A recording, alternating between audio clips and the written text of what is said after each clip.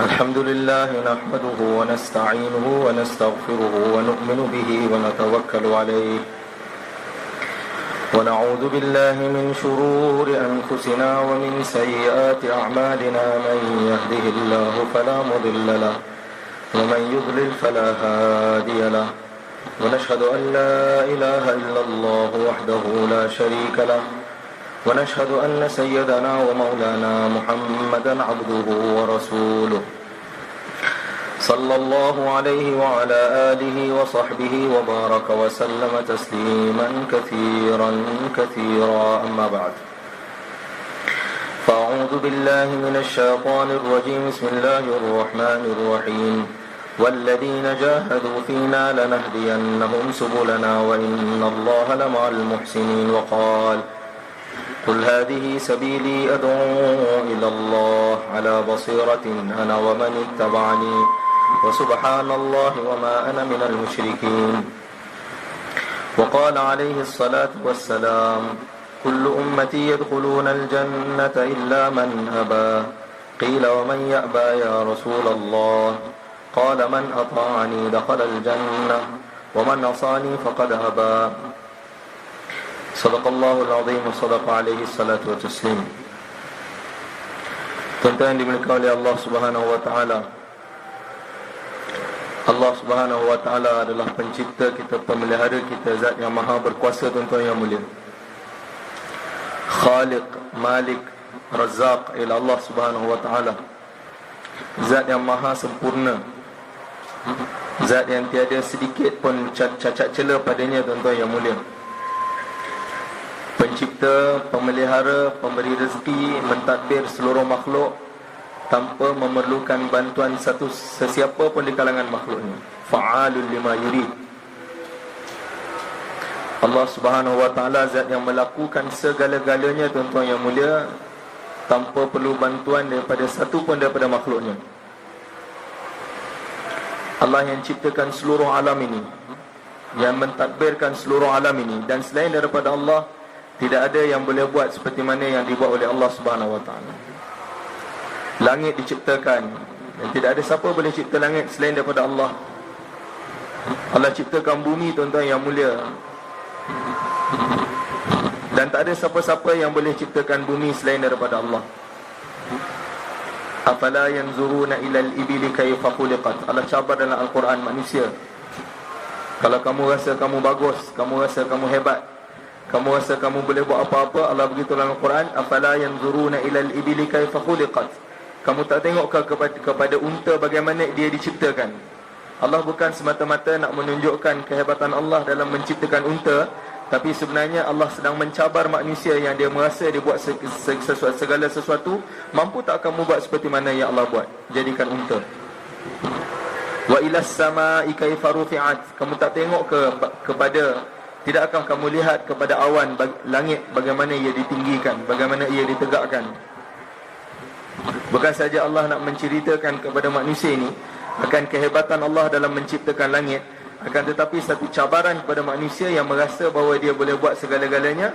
Kamu lihat langit yang kami buat, ada tak kamu mampu untuk buat seperti mana yang kami buat? Wa ilal jibali kayfa nusibat wa ilal ardi kayfa sutihat. Di tempat yang lain Allah cabar kepada manusia yang dia rasa dia boleh buat apa-apa. Allah nak cabar, kamu mampu tak buat seperti mana yang aku buat? Qul ara'aytum in ja'alallahu 'alaykumul laila sarmadan ila yaumil qiyamati man ilahun ghairullahi ya'tikum binahar. Hai Muhammad, kamu beritahu kepada manusia ini, beritahu kepada orang kafir, beritahu kepada musyrikin, bahkan beritahu kepada semua manusia yang dia rasa dia boleh buat sesuatu, sedangkan yang buat segala-galanya ialah Allah. Qul, wahai Muhammad, kamu katakan kepada manusia ini, apakah pandangan kamu, apa pandangan kamu, apa kamu rasa kalau Allah Subhanahu wa taala jadikan langit ini malam berterusan sampai hari kiamat?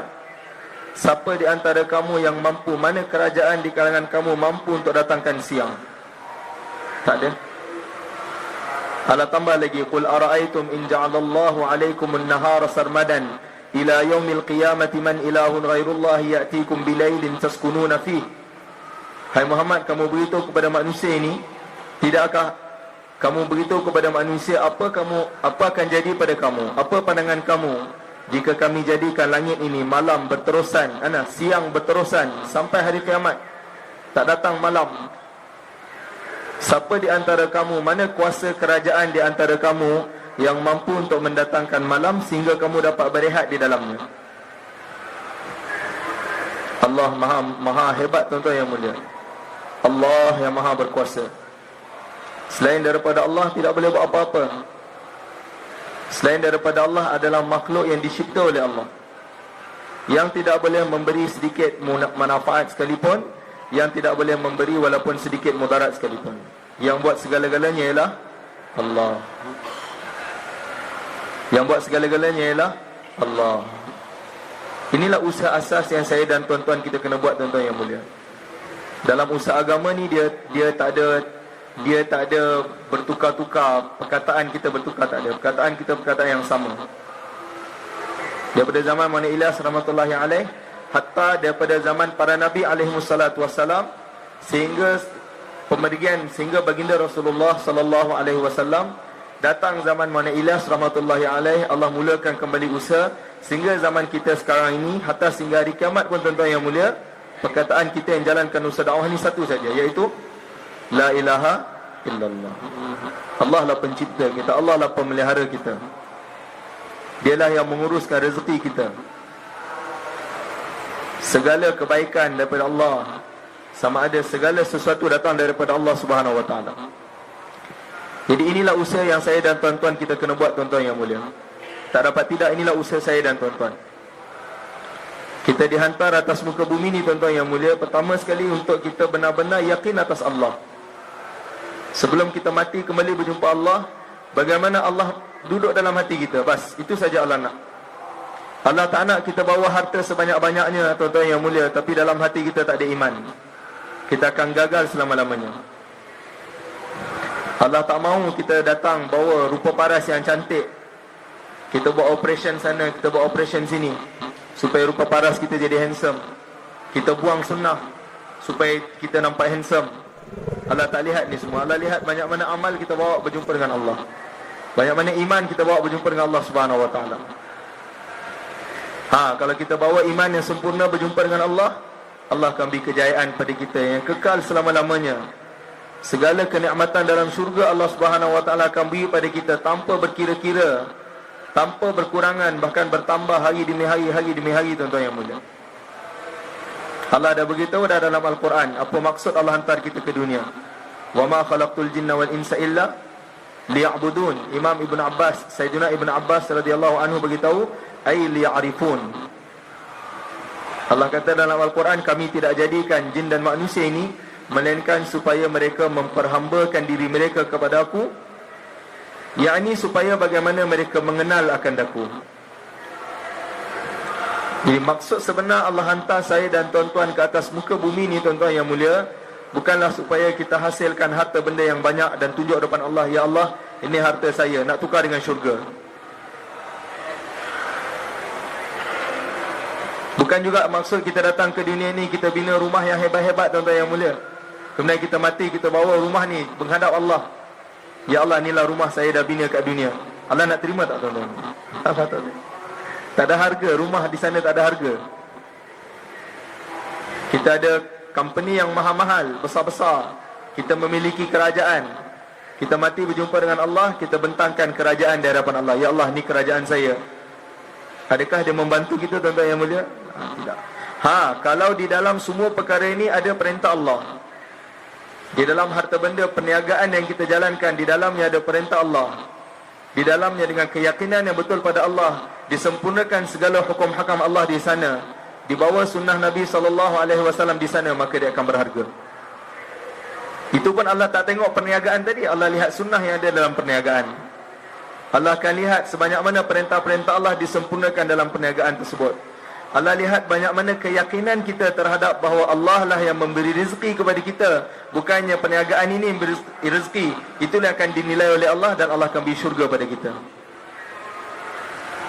Oleh itu mata benda dunia ini, tuan-tuan yang mulia, tidak ada sedikit pun nilai di sisi Allah. kecuali apabila dia ada hubungan dengan Allah.